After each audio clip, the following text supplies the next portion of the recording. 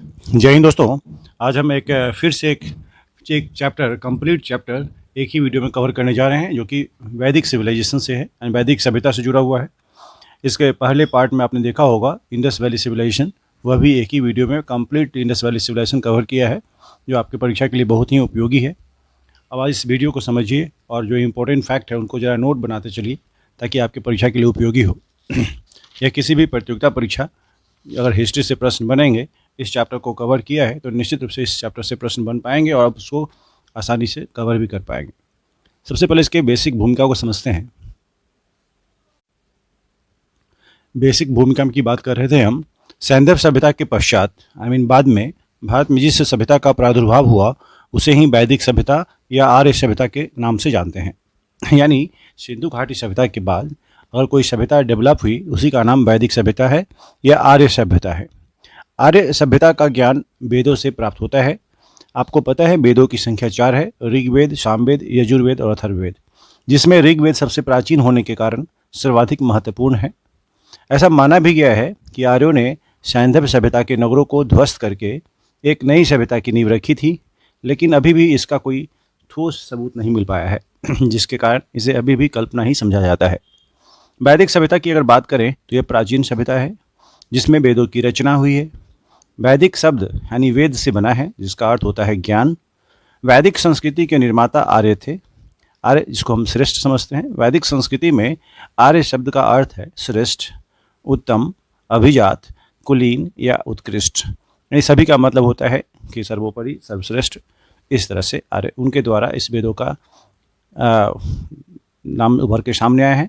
सर्वप्रथम Max Muller ने 1853 में आर्य शब्द का प्रयोग एक श्रेष्ठ जाति के आशय से किया है। यहाँ पर एक प्रश्न बनता है कि सर्वप्रथम आर्य का प्रयोग जो है या श्रेष्ठ जाति से संबंध किसके द्वारा किया गया था और कब किया गया था।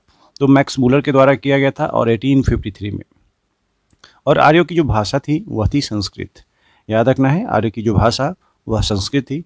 और आर्य लोग कौन थे? तो वह श्रेष्ठ लोग थे, अभिजात कुलीन वर्ग के लोग थे, उत्कृष्ट थे, उत्तम थे। उन्हीं के द्वारा इस वैदिक सभ्यता की शुरुआत हुई है। वैदिक सभ्यता वेद से बना है जिसका अर्थ ज्ञान होता है। तो ये थी बेसिक बातें। अध्ययन की सुविधा के हिसाब से इसे 2 भागों में बांटा गया है। यानी वैदिक संस्कृति को 2 भागों में बांटा गया है। एक तो है ऋग वैदिक काल और दूसरा है उत्तर वैदिक काल। ऋग वैदिक काल का जो समय सीमा है वह 1500 से लेकर के 1000 ईस्वी पूर्व तक है, जबकि उत्तर वैदिक काल का जो समय है वह 1000 से लेकर 600 ईस्वी पूर्व तक है। ऋग वैदिक काल की अगर बात करें तो इस काल का जो तिथि निर्धारण है वह कंट्रोवर्सी से जुड़ा हुआ रहा है, विवादास्पद रहा है। इस काल के लोगों के बारे में सटीक जानकारी प्राप्त करना उतना आसान नहीं था, लेकिन ऋग्वैदिक संहिता की रचना इस काल में हुई है। ऋग्वेद संहिता, याद रखिएगा, इसकी रचना ऋग्वैदिक काल में हुई है। इससे इस काल की जानकारी का एकमात्र एक साहित्यिक स्रोत समझा गया। इसे इस काल की जानकारी का एकमात्र लिटरेरी सोर्स के रूप में इसे समझा गया है। यानी ऋग्वैदिक काल की जानकारी ऋग्वैदिक संहिता से हुई है जो कि एक साहित्यिक स्रोत के रूप में समझा गया है। सिंधु सभ्यता के विपरीत वैदिक सभ्यता मूलतः ग्रामीण थी। जैसा कि आपने पढ़ा भी है फर्स्ट पार्ट में कि सिंधु घाटी सभ्यता एक नगरीय सभ्यता थी, वहीं इसका ठीक उल्टा वैदिक सभ्यता जो है यह मूलतः ग्रामीण सभ्यता थी। आर्यों का जीवन जो था, आरंभिक जीवन पशुचारण पर आधारित था। कृषि उनके लिए गौण कार्य थे। यानी वे लोग पशु चराया करते थे, पशु पालन किया करते थे और कृषि कार्य उनके लिए सेकेंडरी गौण कार्य था। 1400 ईस्वी पूर्व में अगर बात करें तो बुगाज कोई एशिया माइनर के अभिलेख में ऋग्वैदिक काल के देवता इंद्र, वरुण, मित्र और नाशत्य का उल्लेख मिलता है। याद रखिएगा, उस समय के जो देवता थे इंद्र, वरुण, मित्र और नाशत्य, इसकी जानकारी प्राप्त होती है बुगाज कोई एशिया माइनर के अभिलेख से। ऋग्वैदिक काल के देवता थे इंद्र, वरुण, मित्र और नाशत्य। इसे अनुमान लगाया जाता है कि वैदिक आर्य ईरान से होकर भारत आए थे।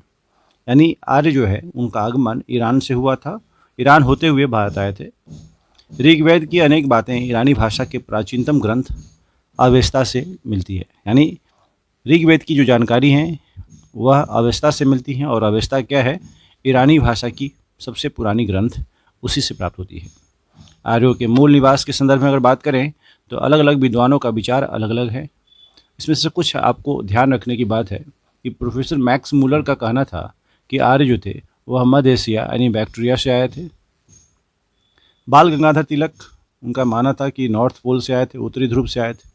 अविनाश चंद्र दास हैं, ये सारे विद्वान हैं और उनका यह मानना है कि आर्यों का मूल निवास स्थल यहाँ था, यानी सप्त सैंधव प्रदेश से आए हैं। जबकि दयानंद सरस्वती का मानना था कि तिब्बत से आर्य आए हैं। गंगानाथ झा का मानना था कि ब्रह्मर्षि देश से आए हैं और गार्डन चाइल्ड का मानना था कि दक्षिणी रूस से आए हैं। इसी तरह अलग अलग लोगों का अलग अलग विचार था। अधिकांश विद्वान मैक्स मूलर के विचारों से सहमत हैं कि वे मध्य एशिया के निवासी थे और मूल रूप से मध्य एशिया से ही आए थे, यानी आर्यों का आगमन मध्य एशिया से आए थे और यह प्रोफेसर मैक्स मूलर के विचारों से सहमत थे अधिकांश विद्वान। इस तरह से इसी को आप आधार समझ लें। अब इसके बाद बात करते हैं भौगोलिक विस्तार की। भौगोलिक विस्तार यानी ज्योग्राफिकल एक्सपेंशन कहाँ से कहाँ तक था। आर्यों की आरंभिक इतिहास की अगर बात करें, इसका मुख्य स्रोत ऋग्वेद है और ऋग्वेद में आर्य निवास स्थल के लिए सप्त सैंधव क्षेत्र का उल्लेख मिलता है। अच्छा, सप्त सैंधव क्षेत्र का अर्थ क्या है? 7 नदियों का क्षेत्र। और वो 7 नदियाँ कौन सी हैं उसका ध्यान से याद रखिएगा। सिंधु, सरस्वती, सतुद्री जिसको हम आज सतलज के नाम से जानते हैं, बिपाशा यानी ब्यास नदी, परुष्णी जिसको रावी नदी के नाम से जानते हैं, वितस्ता जो झेलम है, और अस्किनी यानी चिनाब। इन 7 नदियों का सम्मेलन, 7 नदियों का क्षेत्र, यह आर्यों के निवास स्थल के लिए सप्त सैंधव क्षेत्र का उल्लेख इन्हीं 7 नदियों के बारे में कहा गया है। ऋग्वेद से प्राप्त जानकारी के अनुसार आर्यों का जो विस्तार है वह अफगानिस्तान, पंजाब तथा पश्चिमी उत्तर प्रदेश तक था।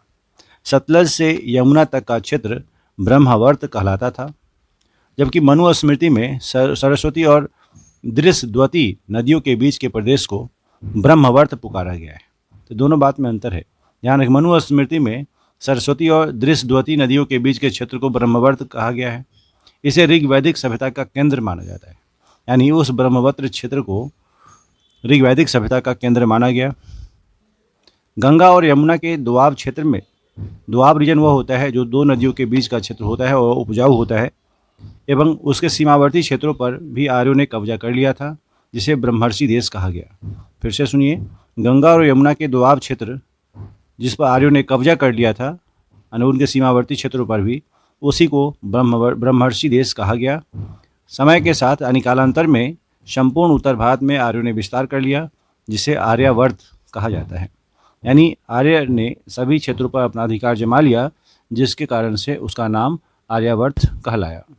वैदिक संहिताओं में अगर बात करें तो 31 नदियों का 31 रिवर्स का उल्लेख मिलता है, जिसमें ऋग्वेद में 25 नदियों का उल्लेख किया गया है। लेकिन ध्यान देने योग्य बात है कि ऋग्वेद में नदी सूक्त में केवल 21 नदियों का ही वर्णन किया गया है।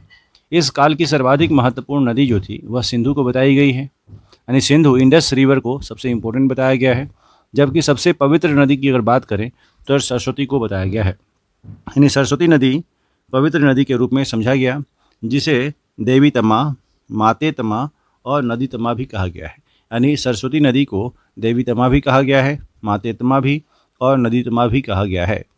याद रखना है, यह नाम बहुत ही बार पूछा भी गया है, देवी तमा, माते तमा या नदी तमा किस नदी का उपनाम है, इस तरह से, तो वह सरस्वती नदी का है। ऋग्वेद में गंगा नदी का 1 बार जबकि यमुना नदी का 3 बार नाम लिया गया है। जब कोई नाम किसी खास संख्या में हो, यानी किसी बार यूज़ किया गया हो, प्रयोग में लाया गया हो, उसको तो याद रखते ही हैं। क्योंकि गंगा नदी ऐसे तो पवित्र नदी के रूप में समझा गया है, लेकिन ऋग्वेद में इसकी चर्चा मात्र 1 बार हुई है, जबकि यमुना जिसकी चर्चा 3 बार की गई है। ऋग्वेद में हिमालय पर्वत एवं इसकी एक चोटी मुजवंत का भी उल्लेख मिलता है, यानी हिमालय पर्वत का भी उल्लेख है और उसकी एक चोटी मुजवंत का भी उल्लेख किया गया है। अब एक आपको टेबल दिख रहा है जिसमें ऋग्वैदिक कालीन नदियों के बारे में बताया गया है, उसका प्राचीन नाम क्या था और आधुनिक नाम क्या है। परुष्णी जिसको रावी नदी के नाम से जानते हैं वर्तमान में, पहले हम परुष्णी के नाम, सतुद्री जिसको आज हम सतलज के नाम से जानते हैं, अस्किनी जिसको चिनाब या चिनाब के नाम से जानते हैं, वितस्ता जिसको झेलम के नाम से जानते हैं। इसको आप टेबल बना के आप लिख करके याद कर लेंगे। बिपाशा ब्यास नदी को, गोमती गोमल नदी को, कुंभा काबुल नदी को, सदानीरा गंडक नदी को और कुमु कुर्रम नदी को, सिंधु इंडस नदी को आज हम इंडस के नाम से उसको जानते हैं। यानी याद रखिए, आधुनिक नाम और प्राचीन नाम, इनसे भी प्रश्न बनते हैं, कभी कभी मिलान करने के लिए भी आता है। तो आप एक बार ध्यान में रखेंगे तो आप आराम से इस नंबर को कवर कर पाएंगे। तो ये थी भौगोलिक विस्तार की बातें। अब थोड़ा सा इसके सामाजिक स्थिति को समझते हैं। आपने सुना कि वैदिक सभ्यता सिंधु सभ्यता के ठीक विपरीत यह एक ग्रामीण सभ्यता थी। इसकी सामाजिक स्थिति क्या थी उसको भी समझें। आपको यह चीज़ समझने से पहले ग्रामीण स्थिति को ध्यान में रखना पड़ेगा। ऋग्वैदिक समाज पितृसत्तात्मक था, यानी सामाजिक संगठन का आधार गोत्र या जन्म मूलक था। समाज की सबसे छोटी एवं आधारभूत इकाई जो थी परिवार या कुल थी, जिसका मुखिया पिता होता था, जिसे कुलप कहा जाता था। पितृसत्तात्मक समाज के होते हुए भी महिलाओं को यथोचित सम्मान प्राप्त था। यानी समाज यूँ तो पितृसत्तात्मक था, लेकिन महिलाओं को यथोचित यानी उचित सम्मान दिया जाता था। ऋग्वैदिक काल में संयुक्त परिवार की प्रथा भी प्रचलित थी। दादा, नानी, नाना, नाती, पोते आदि के लिए एक शब्द ही प्रयुक्त होता था, नाप्त्री का प्रयोग होता था। ऋग्वैदिक काल में वर्ण व्यवस्था के चिन्ह भी दिखाई देते हैं। ऋग्वेद के 10वें मंडल में वर्णित पुरुष सूक्त में 4 वर्णों की उत्पत्ति का वर्णन मिलता है, जिसके अनुसार विराट पुरुष के मुख से ब्राह्मण, क्षत्रिय भुजाओं से, वैश्य जांघों से एवं शूद्र पैरों से उत्पन्न हुए हैं। इसकी जानकारी प्राप्त होती है। इस काल में स्त्रियां अपने पति के साथ यज्ञ कार्य में भाग लेती थी। याद रखिएगा कि इस काल में जो महिलाएं थी वो अपने पति के साथ यज्ञ कार्य में भाग लेती थी। बाल विवाह, सती प्रथा एवं पर्दा प्रथा का प्रचलन नहीं था। बाल विवाह यानी कम उम्र में शादी कर दी जाती थी। महिलाओं को सती होना होता था, यानी अकारण उनको मृत्यु पति के साथ जलना पड़ता था। और पर्दा प्रथा यानी अपने से बड़ों से महिलाओं को पर्दा करना पड़ता था। यह प्रचलन में नहीं था। ये सामाजिक कुरीतियाँ थीं। पुत्रियों का उपनयन संस्कार किया जाता था, यानी पुत्रियों का उपनयन संस्कार किया जाता था। विधवा विवाह की प्रथा प्रचलन में थी। यानी याद रखिए, उस समय सामाजिक स्थिति में पुत्रियों का भी उपनयन संस्कार किया जाता था। विधवा विवाह की प्रथा प्रचलन में थी। सामान्यतः एक पत्नी तो विवाह ही प्रचलित थी। यानी ऐसा जाना जा गया कि एक पत्नी रखने की ही व्यवस्था थी। विवाह में दहेज जैसी कुप्रथाओं का प्रचलन नहीं था। आज जो दहेज डोरी सिस्टम की बात करते हैं तो वह प्रथा प्रचलन में नहीं था, किंतु वहतु शब्द कन्या को दिए जाने वाले उपहार का द्योतक था। यानी जो कन्या को उपहार के स्वरूप में दिया जाता था उसे वहतु कहा गया। शिक्षा के द्वार की अगर बात करें, शिक्षा के द्वार स्त्रियों के लिए भी खुले थे। यानी जो स्त्रियां शिक्षा ग्रहण करना चाहती थी वे आराम से शिक्षा ग्रहण कर सकती थी। ऋग्वेद में लोपामुद्रा, घोषा, सिकता, अपाला एवं विश्ववारा जैसी विदुषी स्त्रियों का भी वर्णन मिलता है। यानी ये लोग विद्वान थी। आजीवन अविवाहित रहने वाली कन्या को अमाजू यानी कहते थे। यानी जो जीवन पर्यंत अविवाहित रहती थी कन्या, उसे अमाजू कहा गया। पर पुत्र प्राप्ति के लिए नियोग की प्रथा स्वीकार की गई थी। इसके अंतर्गत महिला को अपने देवर से साहचर्य स्थापित करना पड़ता था। पुत्र प्राप्ति के लिए नियोग की प्रथा स्वीकार की गई थी। इसके अंतर्गत महिलाओं को अपने देवर से साहचर्य स्थापित करना पड़ता था। ऋग्वैदिक काल में दास प्रथा का प्रचलन था। दास प्रथा स्लैवरी सिस्टम प्रचलन में था, किंतु यह प्राचीन यूनान और रोम की भांति नहीं थी। आर्य जो थे वह मांसाहारी एवं शाकाहारी दोनों प्रकार का भोजन किया करते थे। ऋग्वैदिक काल में सोम और शुरा का भी प्रचलन था, यानी श्राद्ध। आर्यों के वस्त्र जो थे वह सूत, ऊन और चर्म के बने होते थे। आर्य जो थे वह कपड़ा जो पहनते थे वह सूती भी थे, वह ऊन के भी बने हुए थे, चमड़े के भी बने होते थे। आर्य समाज में विवाह एक पवित्र संस्कार माना जाता था। समाज में 2 प्रकार के विवाह प्रचलित थे, अनुलोम विवाह और प्रतिलोम विवाह। अनुलोम विवाह क्या था? उच्च वर्ण का पुरुष निम्न वर्ग की स्त्री से अगर शादी करता है उसको अनुलोम विवाह के नाम से जानते हैं। जबकि प्रतिलोम उच्च वर्ण की स्त्री निम्न वर्ण की पुरुष के साथ शादी करता है तो प्रतिलोम विवाह के नाम से जाना जाता है। इस तरह से ध्यान रखिए, इस चीज़ को महत्वपूर्ण प्रश्न बनता है यहाँ पर। अनुलोम विवाह से क्या तात्पर्य है? जो उच्च वर्ग का पुरुष है और निम्न वर्ग की स्त्री है तो उसे शादी किया तो अनुलोम विवाह करते हैं। अच्छा, उच्च वर्ग की स्त्री है और निम्न वर्ग का पुरुष है तो उसको प्रतिलोम विवाह के रूप में समझा गया। नर्तकियों द्वारा विशिष्ट परिधान पेशस धारण करने का विवेचन मिलता है। नर्तकियाँ जो नाचती थी उनका एक खास वेशभूषा हुआ करता था। कान में कर्णशोभन एवं शीश पर कुंभ नामक आभूषण के पहनने की प्रथा थी।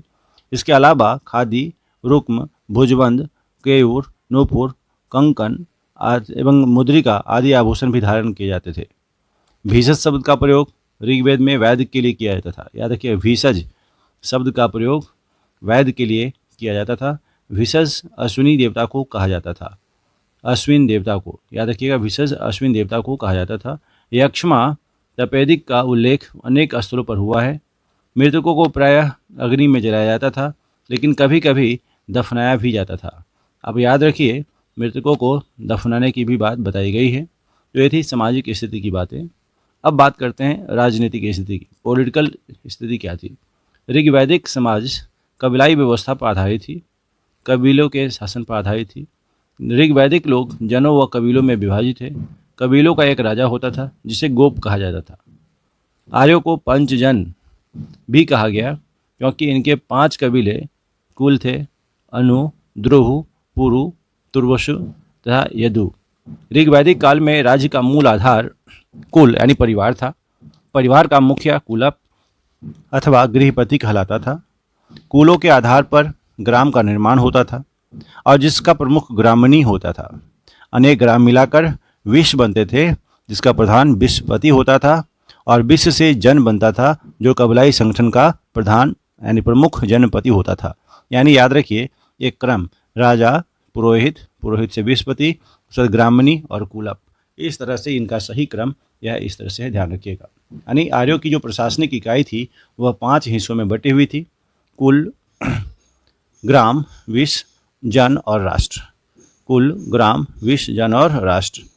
इससे पहले एक बात और ध्यान में रखिए, 10 रागी युद्ध। 10 रागी युद्ध क्या था? 10 राजाओं के साथ युद्ध। 10 रागी युद्ध परुष्णी नदी यानी रावी नदी के तट पर भरत वंश के राजा सुदास तथा 10 जनों जैसे 5 आर्य एवं 5 अनार्य के बीच में हुआ था। अंत में इस युद्ध में भरत जो है राजा सुदस की विजय हुई थी। इस युद्ध का वर्णन ऋग्वेद में विस्तार से किया गया है। इस तरह से इसे हम 10 रागी युद्ध के नाम से जानते हैं। एक बार फिर से सुनिए, 10 राजाओं के साथ युद्ध 10 रागी युद्ध कहलाता है और यह परुष्णी नदी, रावी नदी के तट पर भरत वंश के राजा सुदास एवं 10 जन जो 5 आर्य और 5 अनार्य के बीच हुआ था। यानी सुदास और 5 आर्य और अनार्य के बीच में हुआ था। इस युद्ध में भरत राजा सुदास की विजय हुई थी। इस युद्ध का वर्णन ऋग्वेद में किया गया है विस्तार से। राजतंत्रात्मक शासन प्रणाली की अगर बात करें, वहाँ पर मौजूद थी और शासन ही गणतंत्र भी थी, और साथ ही वह क्या थी? वह वहाँ के शासन गणतंत्रात्मक थी। राज्य का प्रमुख कार्य कबीले की रक्षा करना था। जो राजा था उसमें राज्य के राजा का जो प्रमुख कार्य था वह कबीले की रक्षा करना, यानी उस कबीला में जितने भी लोग रहते थे उनकी रक्षा करना उनका मुख्य कार्य था। इस काल में अनेक जनतांत्रिक संस्थाओं का विकास हुआ था, जिसमें सभा, समिति और विदथ प्रमुख हैं। इन संस्थाओं में राजनीतिक, सामाजिक, धार्मिक तथा आर्थिक प्रश्नों पर चर्चाएं होती थी। ऋग्वैदिक काल में महिलाएं भी राजनीति में भाग लेती थी। सभा एवं विदथ परिषदों में महिलाओं की सक्रिय भागीदारी थी, यानी सभा में महिलाएं भी भाग लेती थी, राजनीति में भी महिलाएं भाग लेती थी। इस तरह से महिलाओं की भागीदारी थी। जैसे आपने पीछे पढ़ा कि यह पुरुष प्रधान परिवार था, लेकिन महिलाओं को भी यथोचित सम्मान दिया जाता था। सभा और समिति की अगर बात करें, सभा और समिति राजा को सलाह देने वाली संस्था थी। सभा श्रेष्ठ एवं संभ्रांत लोगों की संस्था थी, जबकि समिति सामान्य जनता का प्रतिनिधित्व करती थी। सभा और समिति में अंतर है। सभा जो थी वह श्रेष्ठ एवं संभ्रांत लोगों की एक संस्था थी, जबकि समिति जो थी वह एक सामान्य जनता की प्रतिनिधित्व करने वाली संस्था थी। केंद्रीय मंत्रिमंडल, ध्यान दीजिए, समिति राजनीतिक संस्था भी कहलाती थी, यानी वह केंद्रीय राजनीतिक यानी मंत्रिमंडल की हम बात करें तो वह वही होती थी जो राजा की नियुक्ति और उन्हें पदच्युत करने और उस पर नियंत्रण रखती थी। आर्यों की प्राचीन संस्था थी। स्त्रियां सभा एवं समितियों में भाग ले सकती थी, यानी उनका भी योगदान इसमें था। राजा भूमि का स्वामी नहीं होता था, जबकि भूमि का स्वामित्व जनता में नहीं था। सबसे महत्वपूर्ण बात है कि राजा भूमि का, जमीन का मालिक नहीं होता था और उनकी मालिकाना हक जनता में नहीं था। बलि जो था एक प्रकार का कर था जो प्रजा द्वारा स्वेच्छा से राजा को दिया जाता था। यानी बलि क्या था? एक प्रकार का टैक्स था जो स्वेच्छा से राजा को दी जाती थी। राजा इसके बदले में उनकी सुरक्षा की जिम्मेदारी लेता था।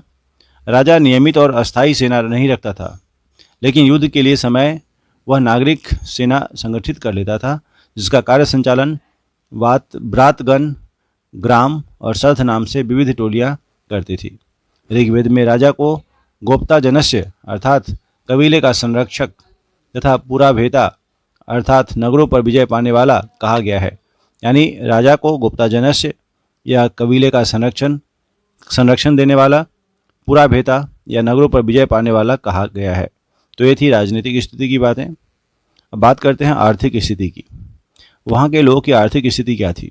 ऋग्वैदिक काल में आर्यों की संस्कृति ग्रामीण और कबीलाई थी। पशुपालन प्राथमिक पेशा था और कृषि द्वितीयक। इस काल में गाय को पवित्र पशु माना जाता था। गाय जो था वह पवित्र पशु के रूप में समझा गया। यह विनिमय के साधन के रूप में भी थी। विनिमय मतलब जब हम लोग लेन देन किया करते थे, उसमें इन जानवरों का भी आदान प्रदान हुआ करता था, मोड ऑफ ट्रांजेक्शन था। आर्यों की अधिकांश लड़ाइयाँ गायों को लेकर होती थी। आर्य जो थे वो अधिकतर लड़ा करते थे इन पशुओं के कारण, यानी गाय के कारण। गाय को अष्टकर्णी भी कहा गया है, जो उसके ऊपर स्वामित्व का सूचक है। गविष्ठ यानी गाय की महत्ता बताने वाला शब्द है, जो गाय को अघन्या न मारने योग्य पशु माना जाता था। याद रखिएगा, गाय की हत्या नहीं की जाए ऐसा माना गया। गाय की हत्या करने वाले पर या उसे घायल करने वाले के लिए वेदों में मृत्युदंड अथवा देश निकाले जाने की व्यवस्था थी। और कोई बंदा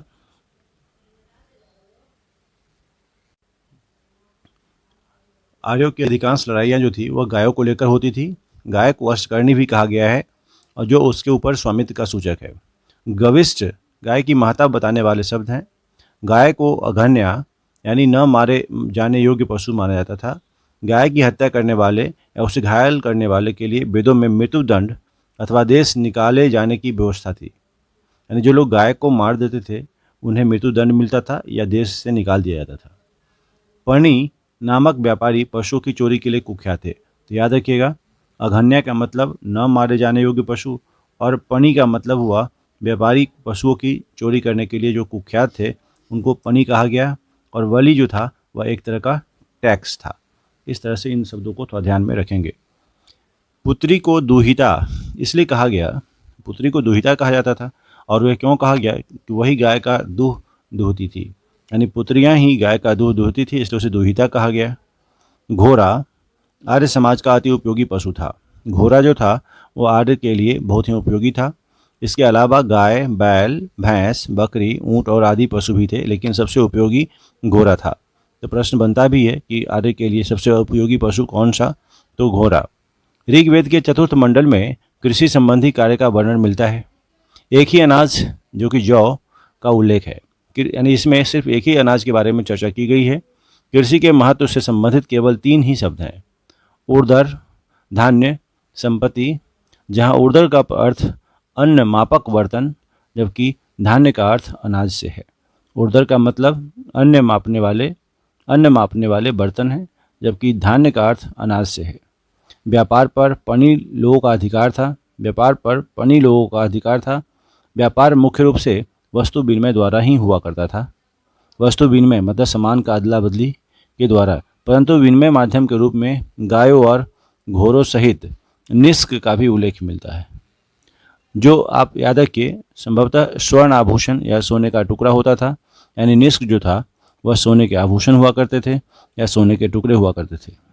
वेकनाट जो था वह सूदखोर थे, जो अधिक ब्याज लेते थे। यानी वेकनाट जो था वह सूदखोर था, सूद जो इंटरेस्ट लेने वाला, और बहुत अधिक ब्याज लिया करते थे। ऋग्वेद में बढ़ई, रथकार, बुनकर, चर्मकार, कुम्हार आदि शिल्पियों के उल्लेख मिलते हैं। सोना के लिए हिरण्य शब्द मिलता है। याद रखिएगा, सोना के लिए हिरण्य शब्द का उल्लेख है, जबकि कपास का उल्लेख कहीं नहीं किया गया है। ऋग्वेद में सोना के लिए हिरण्य शब्द का उल्लेख है और कपास शब्द का उल्लेख कहीं नहीं किया गया है। अष्टकर्णी नाम से यह विदित होता है कि ऋग्वैदिक आर्यों का संभवतः अंकों की जानकारी थी। ऋग्वैदिक आर्यों को संभवतः अंकों की जानकारी थी। और अयस्क शब्द का भी प्रयोग इसी काल में हुआ है, जिसकी पहचान संभवतः तांबे यानी कॉपर तथा कांसे ब्रोंज के रूप में की गई है। इस काल में लोग लोहे से परिचित नहीं थे, लोहा के बारे में जानकारी नहीं थी। चलते हैं, एक टेबल है जिसका प्राचीन नाम और आधुनिक नाम इनसे जुड़ा हुआ है, इसको एक बार ध्यान में रखेंगे। उर्वरा, उर्वरा का प्राचीन नाम है, जबकि इसका आधुनिक नाम उपजाऊ भूमि। लांगल या सीर, जिसको हम हल के नाम से जानते हैं वर्तमान में। ब्रिक का मतलब बैल से है। करिश या सकृत, गोबर की खाद। सीता, हल की बनी हुई नालियाँ। और अवल, अवल जो था कूप यानी कुआं। किवाश यानी हलवाहा। पर्जन्य, बादल। उर्दर, अनाज मापने वाला पात्र। तक्षण, बढ़ई। विसज, वैद्य। कुशीद, ऋण लेने व बलि देने की प्रथा करने वाला आदमी कुशीद कहलाता था। ऋण लेने व बलि देने की प्रथा, ऋण लेने और बलि देने की प्रथा, कुशीद। कुशीद क्या था? जो लोग ऋण लिया करते थे, कर्ज लिया करते थे, और जो बलि देने की जो प्रथा थी उसको कुशीद के नाम से जाना गया। अनस, जबकि बैलगाड़ी। अनस जो था वह प्राचीन नाम था, जिसकी आधुनिक नाम जो है वह बैलगाड़ी है। तो ये थी बातें आर्थिक स्थिति की। अब बारी है धार्मिक स्थिति की। ऋग्वैदिक काल में धार्मिक कर्मकांड का उद्देश्य भौतिक सुखों जैसे पुत्र एवं पशु की प्राप्ति करना था। आर्य बहुदेववादी होते हुए भी एक ईश्वरवाद में विश्वास करते थे। आर्य जो श्रेष्ठ थे उनका मानना था बहुत सारे देवी देवता हैं, इसके बावजूद भी एक ईश्वर में विश्वास किया करते थे। अनेक देवताओं ऋग्वेद अनेक देवताओं का अस्तित्व मानता है, परंतु इसमें देवियों के अस्तित्व का अभाव मिलता है। अनेक देवी देवता तो हैं, लेकिन देवियों के अस्तित्व का अभाव मिलता है। सभी देवता प्राकृतिक शक्तियों के प्रतीक थे। प्रकृति के प्रतिनिधि के रूप में आर्यों के देवताओं की 3 श्रेणियां थी।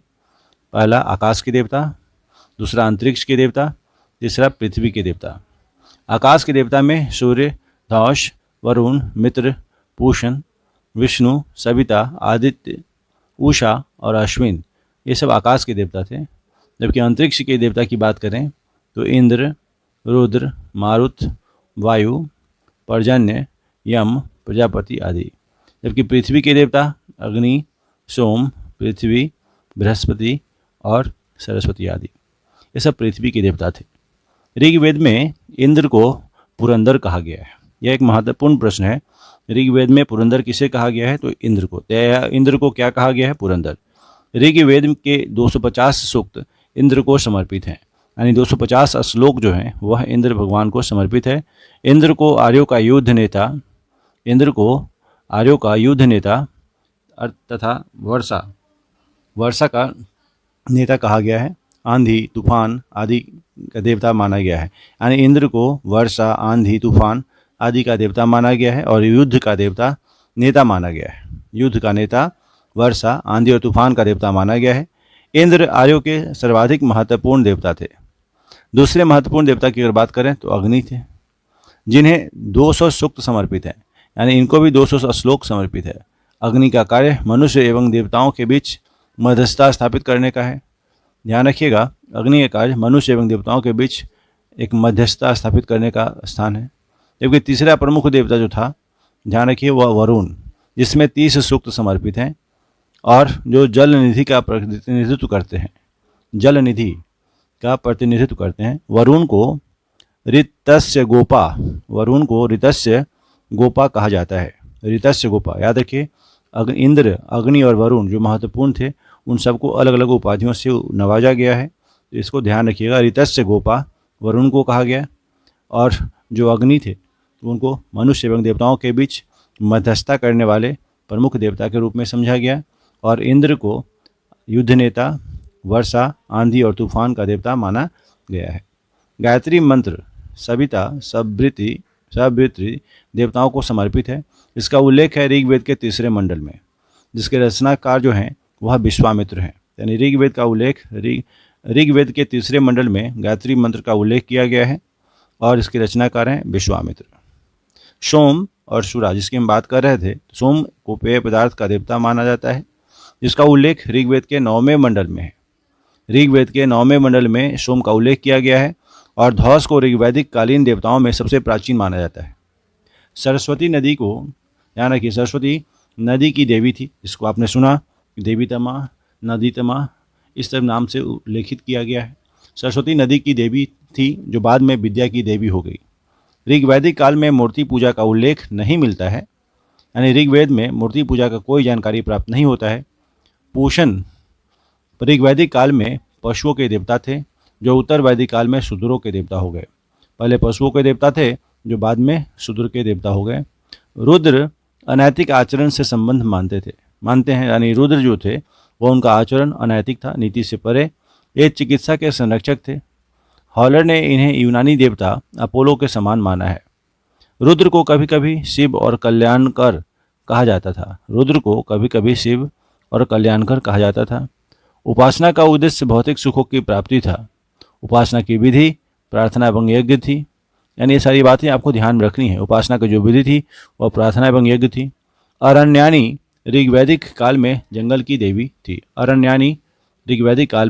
देवी थी। ऋग्वेद के प्रथम तथा 10वें मंडल की रचना संभवतः सबसे बाद में की गई है। ऋग्वेद के जो मंडल हैं उसमें प्रथम और 10वें मंडल की रचना सबसे बाद में की गई है, यानी फर्स्ट और 10th जो चैप्टर हैं, मंडल हैं, उनकी रचना सबसे बाद में की गई है। अब हम समझते हैं उत्तर वैदिक काल को, जिनका समय था 1000 से 600 ईस्वी पूर्व तक। यह युग आर्य संस्कृति के प्रसार और विकास, उनके अभ्युदय और उत्कर्ष, मतभेद और ऊहापोह तथा विभिन्नीकरण का युग था। यानी इस युग में, यानी उत्तर वैदिक काल में अनेक तरह के उठापटक देखने को मिले थे। इस काल में धर्म, दर्शन, नीति, आचार विचार, मत विश्वास आदि की प्रधान रूपरेखा निश्चित और सुस्पष्ट हो गई थी। अब उत्तर वैदिक काल के बारे में और भी समझिए। यह उत्तर वैदिक काल के अध्ययन के लिए सबसे महत्वपूर्ण स्रोतों में जो नाम आता है वह है यजुर्वेद, सामवेद, अथर्ववेद, ब्राह्मण ग्रंथ, उपनिषद एवं आरण्यक। यानी उत्तर वैदिक काल की जानकारी इन सभी ग्रंथों से, साहित्यिक स्रोतों से प्राप्त होती है, जिसमें एक बार फिर से नाम याद रखिए। यजुर्वेद, सामवेद, अथर्ववेद, ब्राह्मण ग्रंथ, उपनिषद और आरण्यक, ये सब प्रमुख स्रोत थे। लेकिन सामान्य रूप से अगर समझा जाए तो लौह प्रौद्योगिकी युग की शुरुआत को उत्तर वैदिक काल से जोड़ा जाता है। इसके पर्याप्त साक्ष्य भी उपलब्ध हैं। लौह प्रौद्योगिकी का मतलब हुआ कि लोहे की टेक्नोलॉजी, यानी लोहे के औजार, ये सब उत्तर वैदिक काल से जुड़ा हुआ चीज़ है। इसके बारे में कंप्लीट साक्ष्य प्राप्त हुआ है। इस काल के अध्ययन के लिए चित्रित धूसर मृदभांड यानी प्रिंटेड ग्रेवेयर एक महत्वपूर्ण साक्ष्य है।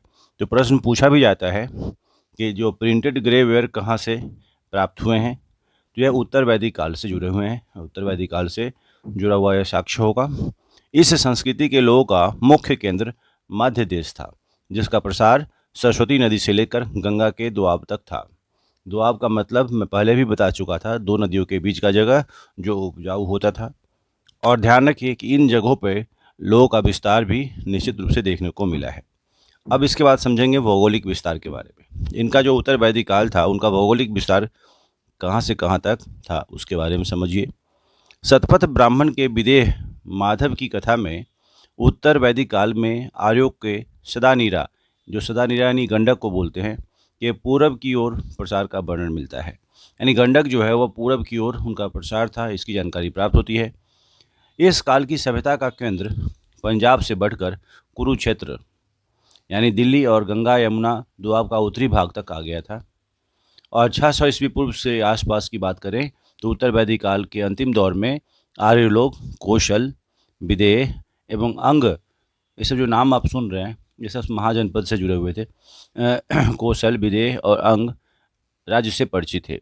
शतपथ ब्राह्मण में उत्तर वैदिक कालीन रेवा, जिसको हम नर्मदा के नाम से जानते हैं, और सदानीरा, अभी फिलहाल सुना भी था, गंडक नदियों का उल्लेख मिलता है। एक बार फिर से इस लाइन को समझिए।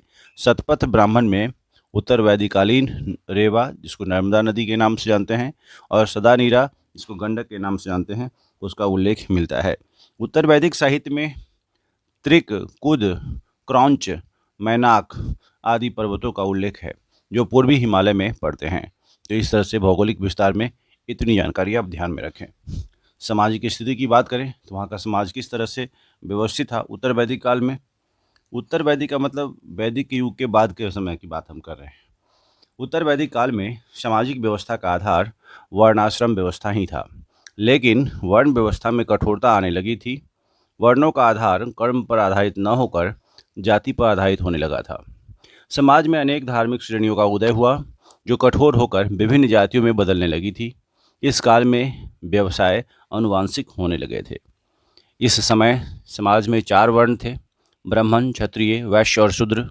ब्राह्मण के लिए एहि यानी आइए, क्षत्रिय के लिए आगही आओ, वैश्य के लिए आद्रव जल्दी आओ और शूद्र के लिए आधाव दौड़ कर आओ शब्द प्रयुक्त हुआ करते थे। ब्राह्मण, क्षत्रिय और वैश्य, इन तीनों को द्विज कहा जाता था। ये उपनयन संस्कार के अधिकारी थे। और चौथा वर्ण शूद्र था, जो उपनयन संस्कार का अधिकारी नहीं था। यहीं से शूद्रों को अपात्र या आधारहीन मानने की प्रक्रिया शुरू हुई है। इस काल में यज्ञ का महत्व अधिक बढ़ गया, जिससे ब्राह्मणों की शक्ति में अपार वृद्धि हुई। ऐतरेय ब्राह्मण में 4 वर्णों के कर्तव्यों का वर्णन मिलता है। इस काल में केवल वैश्य ही कर चुकाया करते थे, जबकि ब्राह्मण एवं क्षत्रिय दोनों वैश्यों से वसूले गए राजस्व पर जीते थे। क्रम से अगर बात करें, सबसे निचला वर्ण शूद्र था, जिसका कार्य अन्य तीनों वर्णों की सेवा करना था। इस काल में स्त्रियों की दशा में गिरावट आई थी।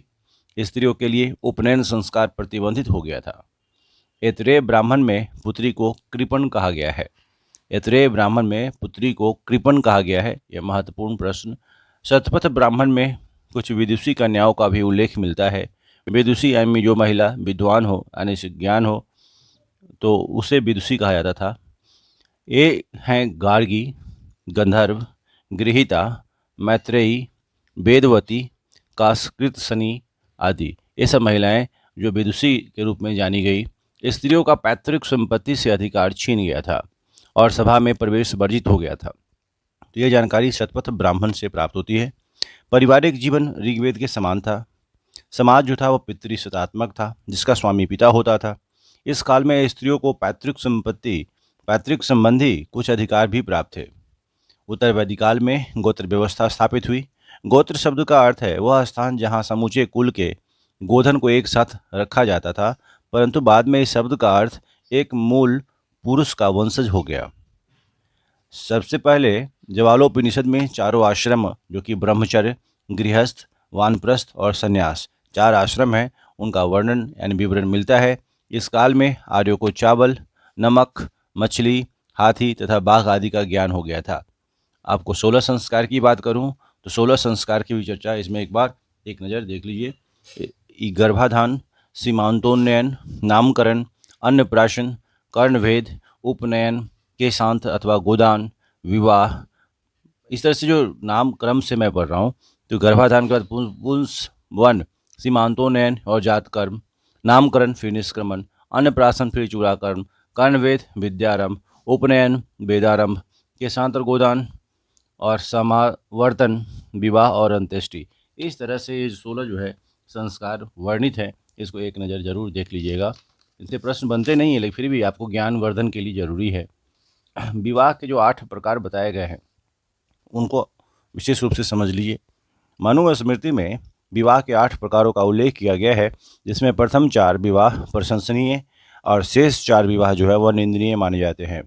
प्रशंसनीय विवाह में जिसकी प्रशंसा होती है, पहला है ब्रह्म विवाह, दूसरा है दैव विवाह, तीसरा है कन्यार्ष विवाह और चौथा है प्रजापत्य विवाह। ब्रह्म की बात करें तो कन्या के वयस्क होने पर उसके माता पिता द्वारा योग्य वर खोजकर उसे अपनी कन्या का विवाह करना ब्रह्म विवाह कहलाता है।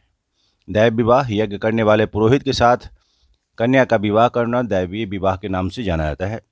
आर्ष विवाह, कन्या के पिता द्वारा यज्ञ कार्य हेतु 1 अथवा 2 गाय के बदले में अपनी कन्या का विवाह करना आर्ष विवाह कहलाता है।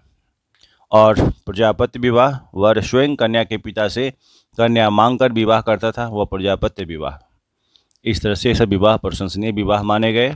जबकि निंदनीय विवाह आशुर, कन्या के पिता द्वारा धन के बदले में कन्या का विक्रय करना, यानी उनको धन दे करके उनकी बेटी का शादी करना, यानी विवाह करना उससे।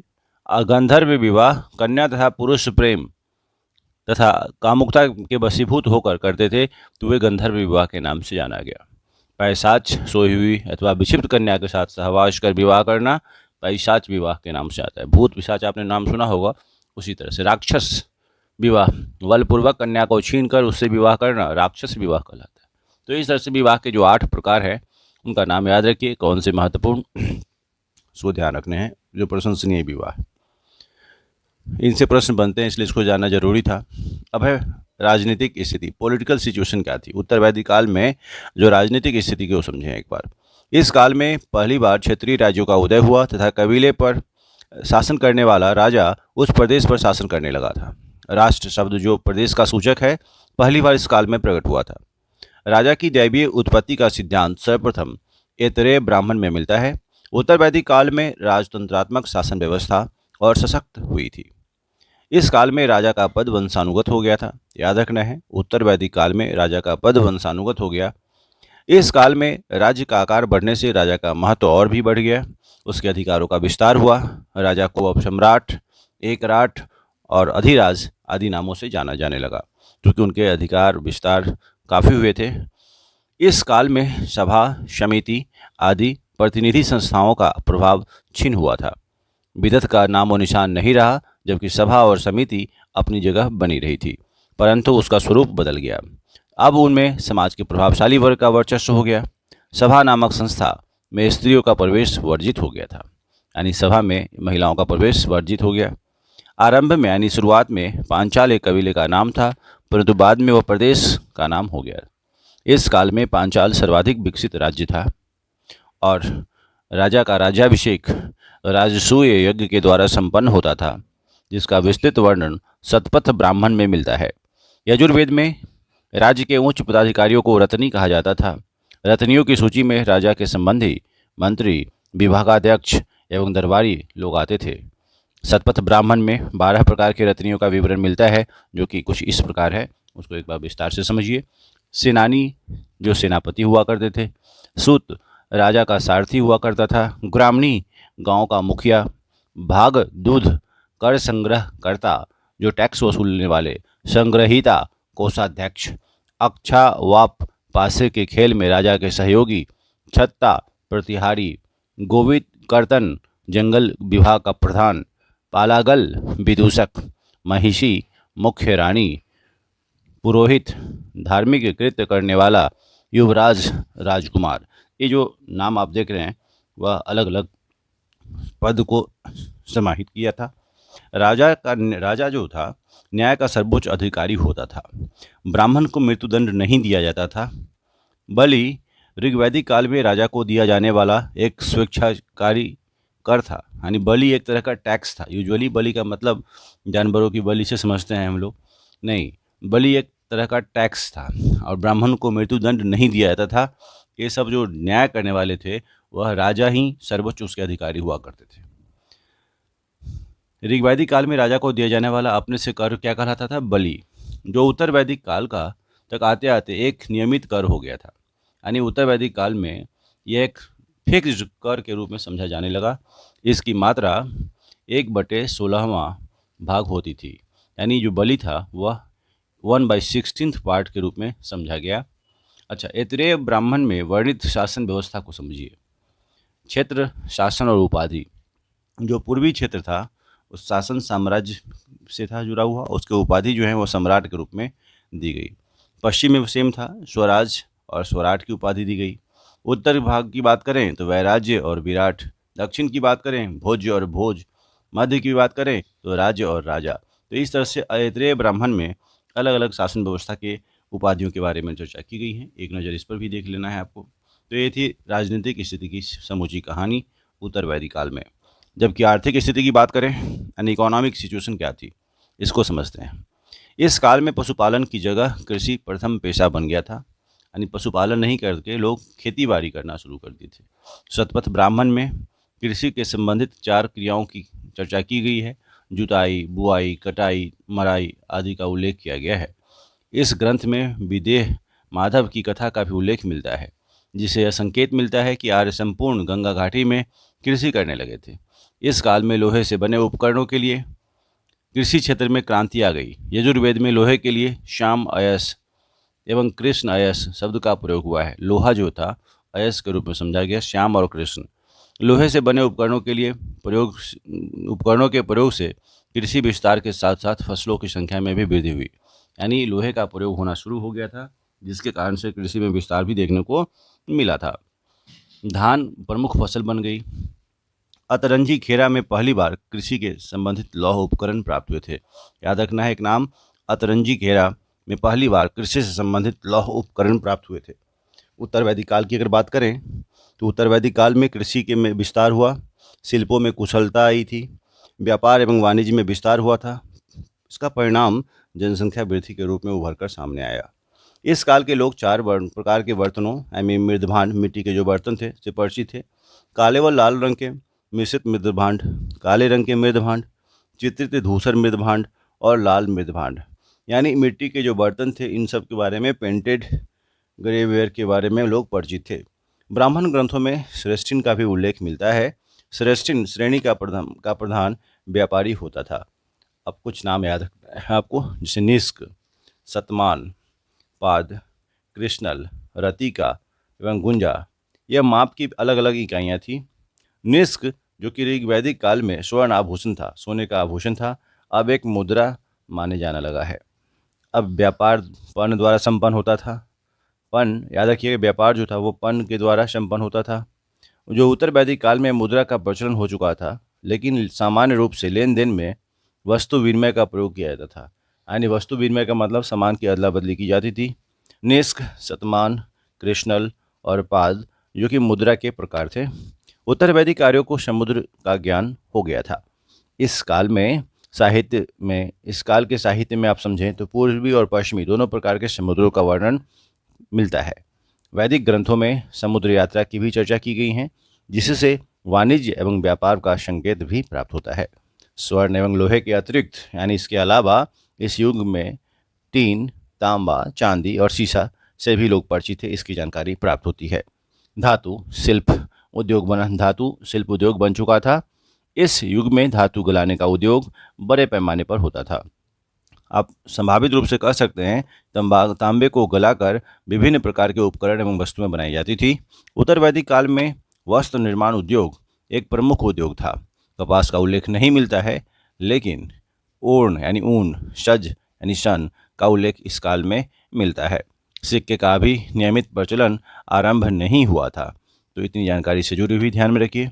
लेकिन एक महत्वपूर्ण जो एक बॉक्स दिख रहा है आपको, ऋण, ये तीन तरह की ऋण थी, पितृ ऋण, ऋषि ऋण और देव ऋण। इस ऋण का मतलब कर्ज जिसको चुकाना जरूरी होता है। प्रत्येक व्यक्ति को 3 ऋणों से छुटकारा पाना होता था। इन ऋणों से छुटकारा पाने पर व्यक्ति का जीवन सफल माना जाता था। वह ऋण कौन कौन से थे, विस्तार से समझते हैं। पितृ ऋण, संतान उत्पत्ति कर व्यक्ति इस ऋण से मुक्त हो जाता था। यानी अगर संतान की उत्पत्ति हो गई तो आपको पितृ ऋण से मुक्ति मिल गई। दूसरा, ऋषि ऋण, अपने पुत्र को शिक्षित करके, शिक्षित का मतलब ज्ञान दे करके व्यक्ति इस ऋण से मुक्त होता था। देव ऋण मतलब धार्मिक अनुष्ठान एवं यज्ञ आदि करके व्यक्ति इस ऋण से भी मुक्त हो जाया करता था।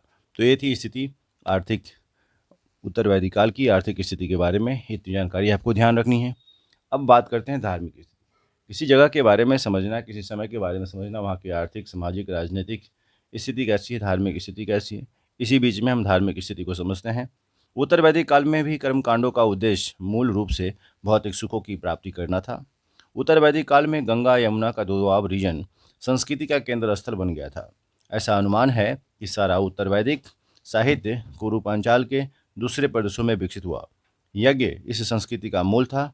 यज्ञ के साथ साथ अनेकानेक अनुष्ठान एवं मंत्र विधियाँ भी प्रचलित हुई। ऋग्वैदिक काल में 2 सबसे बड़े नेता यानी देवता इंद्र एवं अग्नि अब उतने प्रमुख नहीं रहे। इंद्र के स्थान पर प्रजापति यानी सृजन के देवता को सर्वोच्च स्थान मिला। इस काल के 2 अन्य प्रमुख देवता रुद्र यानी पशुओं के देवता, विष्णु लोगों के पालक माने जाते थे। इस काल में वर्ण व्यवस्था कठोर रूप धारण कर चुकी थी। अतः आप समझ सकते हैं कुछ वर्णों के अपने अलग से देवता हो गए। पूषण जो पहले पशुओं के देवता थे अब शूद्रों के देवता हो गए।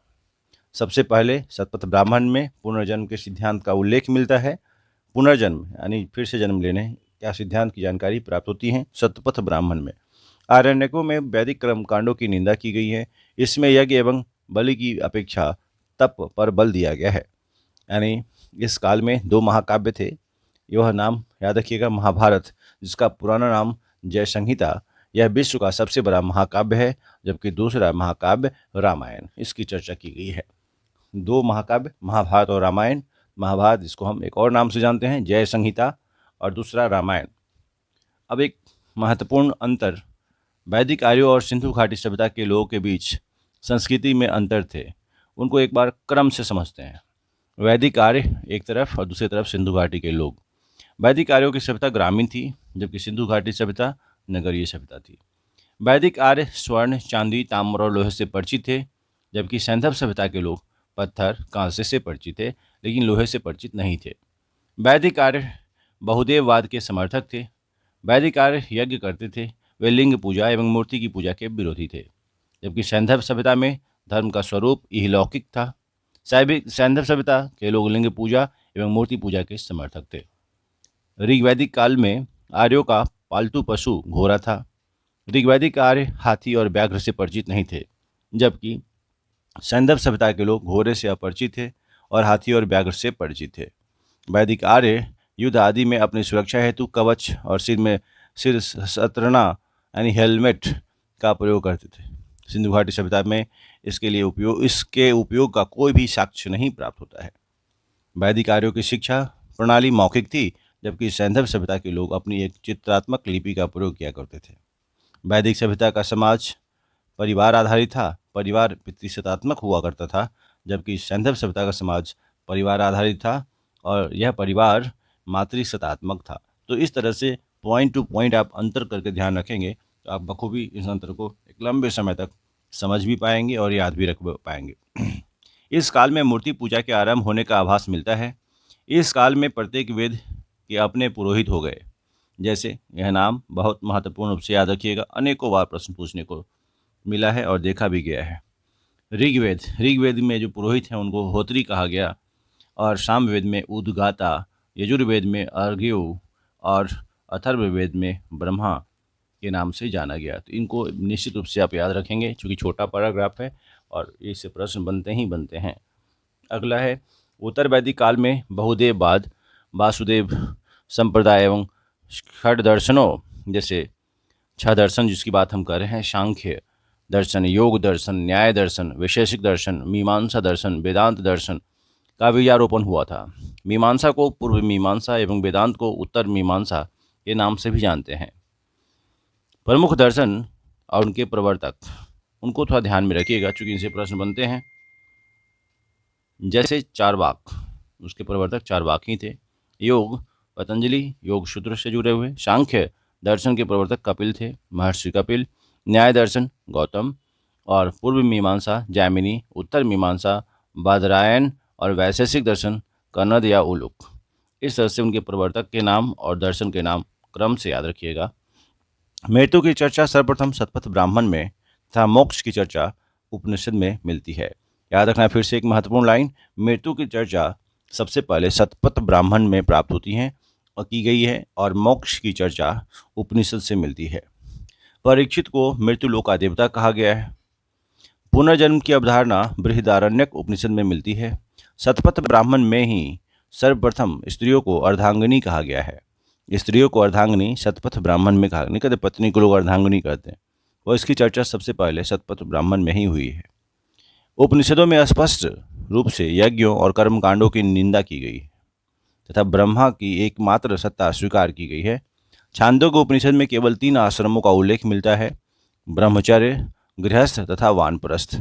लेकिन बाद में ज्वालोपनिषद में सर्वप्रथम 4 आश्रम ब्रह्मचर्य, गृहस्थ, वानप्रस्थ तथा संन्यास का उल्लेख मिलता है। तो इस तरह से याद रखिएगा कि पहले 3 आश्रम वानप्रस्थ में प्राप्त हुए, बाद में ज्वालोपनिषद में जो है इसके बारे में जो चौथा संन्यास आश्रम को भी जोड़ दिया गया। छांदोग्य उपनिषद में 3 आश्रम का चर्चा किया गया है, जबकि ज्वालोपनिषद में 4 आश्रम की चर्चा की गई है। अब एक बारी आती है एक महत्वपूर्ण पैराग्राफ, महत्वपूर्ण बॉक्स की, जिसमें यज्ञ के बारे में बताया गया है, प्रमुख यज्ञ, और इनसे प्रश्न बनते भी हैं। अश्वमेघ यज्ञ आपने नाम सुना भी होगा। सर्वाधिक महत्वपूर्ण यज्ञ, राजा द्वारा साम्राज्य की सीमा में वृद्धि के लिए घोड़े को स्वतंत्र छोड़ दिया जाता था, यानी वह जहाँ तक जाता वहाँ तक का क्षेत्र उसका अपना हो जाता अगर कोई उसका विरोध नहीं करता तो। यह अश्वमेध यज्ञ। राजसूय यज्ञ, राजा के राज्याभिषेक से संबंधित है, राजसूय यज्ञ। अगला है नाम वाजपेय यज्ञ, राजा द्वारा अपनी शक्ति के प्रदर्शन के लिए रथ दौड़ का आयोजन करना वाजपेय यज्ञ कहलाता है। राजा अपने शक्ति के प्रचार प्रसार के लिए रथ दौड़ का आयोजन करते थे, जो वाजपेय यज्ञ के नाम से जाना गया। अग्निष्टोम यज्ञ पापों के क्षय और स्वर्ग की ओर ले जाने वाली नाव के रूप में वर्णित है। वह है अग्निष्टोम यज्ञ। सौत्रामणि यज्ञ, यज्ञ में पशु एवं सुरा की आहुति, यह सौत्रामणि यज्ञ के नाम से जाना गया। अगला है नाम पुरुष मेघ यज्ञ। यह राजनैतिक वर्चस्व के लिए स्वस्थ तथा विद्वान पुरुष की बलि का प्रावधान है। याद रखिए, राजनैतिक वर्चस्व के लिए स्वस्थ और विद्वान पुरुष की बलि का प्रावधान पुरुष मेघ यज्ञ के नाम से जाना गया। तो ये कुछ महत्वपूर्ण यज्ञ थे जिसके बारे में आंशिक नहीं पूर्ण रूप से समझना जरूरी था, जिनसे प्रश्न बनते हैं। तो उम्मीद करता हूँ कि उत्तर वैदिक काल को आप बखूबी समझ गए होंगे। तो ये थे पूरे एक ही शॉर्ट में कंप्लीट वैदिक काल, जो उसमें उत्तर वैदिक काल यानी वैदिक सभ्यता से जुड़ी तमाम चीज़ों को हमने कवर किया है, और जो कि आपके परीक्षा के लिए बहुत ही उपयोगी है। Thank you.